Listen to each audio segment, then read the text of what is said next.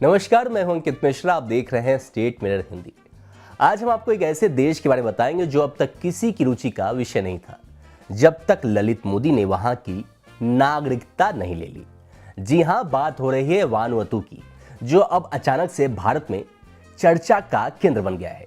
Vanuatu ये कोई नया एंटीवायरस सॉफ्टवेयर नहीं, बल्कि दक्षिण प्रशांत महासागर में बसा 80 द्वीपों का एक छोटा सा लेकिन दिलचस्प देश है। कभी इसे न्यू हेब्रिड्स के नाम से भी जाना जाता था और 1980 में इसने फ्रांस और ब्रिटेन से स्वतंत्रता प्राप्त की थी। हाँ, इनकी भी एक लंबी आजादी की लड़ाई रही है, लेकिन अभी हमारा ध्यान हाल की घटनाओं पर है। अब सवाल यह उठता है कि वानुअतु आखिर चर्चा में क्यों है? तो जनाब, इसका श्रेय जाता है ललित मोदी को, जो कभी इंडियन प्रीमियर लीग के यानी IPL के संस्थापक थे और अब इंटरनेशनल पासपोर्ट लीग खेल रहे हैं। उन्होंने हाल ही में वानुअतु की नागरिकता हासिल की, लेकिन देश के प्रधानमंत्री ने तुरंत उनके पासपोर्ट को रद्द करने का आदेश दे दिया। अब लगता है कि वानुअतु की सरकार भी ट्विटर पर ट्रेंडिंग टॉपिक्स को फॉलो कर रही है। वानुअतु के प्रधानमंत्री गौतम नापत ने कहा कि ललित मोदी की नागरिकता पर पुनर्विचार किया जा रहा है, यानी ललित मोदी को यहां भी डकवर्थ लुईस नियम का सामना करना पड़ा। पहले नागरिकता दी गई, फिर सोचा गया और फिर आउट कर दिया गया। अब थोड़ा इस देश को जान लेते हैं, इसकी जानकारी भी प्राप्त कर लेते हैं, आपको बता देते हैं। वानुअतु यानी एक ऐसा देश जहां आबादी से ज्यादा प्राकृतिक आपदाएं आती हैं। जी हां, भूकंप, ज्वालामुखी और सुनामी यहां तो मेहमान की तरह आते हैं और जाते रहते हैं। मतलब लगभग यहां पे जो नागरिक है वो इस चीज से, इस प्राकृतिक आपदा से पीड़ित रहते हैं।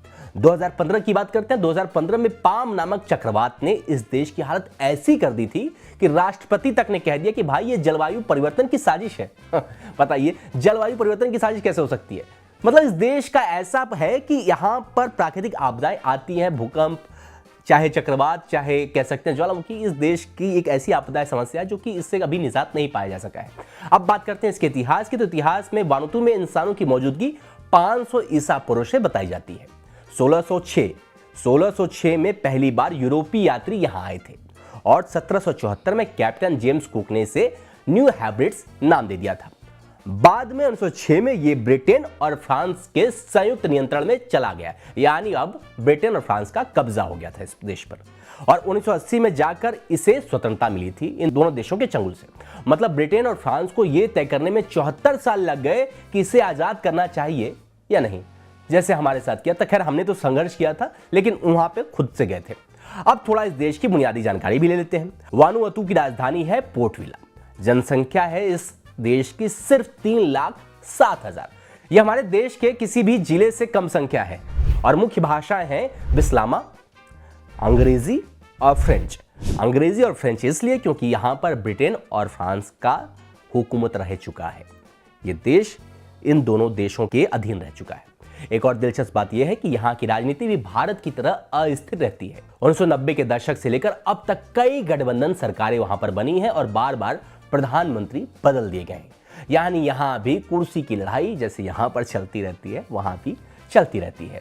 तो कुल मिलाकर वानुअतु एक छोटा लेकिन दिलचस्प देश है। काफी वहां पे राजनीतिक विवाद, प्राकृतिक आपदाएं, कई अपने संघर्षों से भी जुड़ी हुई कहानी जैसे भारत की है, जो अब भारत में ललित मोदी की वजह से सुर्खियों में आ गया है। सवाल यह उठता है कि मोदी जी, मतलब PM मोदी नहीं, ललित मोदी जी की अगली नागरिकता किस देश से आएगी? ये बहुत बड़ा सवाल है कि अब कहां जाएंगे, क्योंकि इस देश ने तो उनको, वानुअतु ने रिजेक्ट कर दिया है। तो हम लोग गेस करते हैं मालदीव, बेलीज या फिर चंद्रयान 4 के साथ चांद पर कोई नई सिटीजन स्कीम लॉन्च हो जाएगी उनके लिए। बहरहाल, अब हम उम्मीद करते हैं वानुअतु के लोग इस नाटकीय घटनाक्रम से उतना ही एंटरटेन हो रहे होंगे जितना हम और आप हो रहे हैं। इसी के साथ मुझे दीजिए इजाजत। आप देख रहे थे स्टेट मिरर हिंदी। अगली बार किसी और रोचक विषय पर मिलते हैं, तब तक के लिए नमस्कार।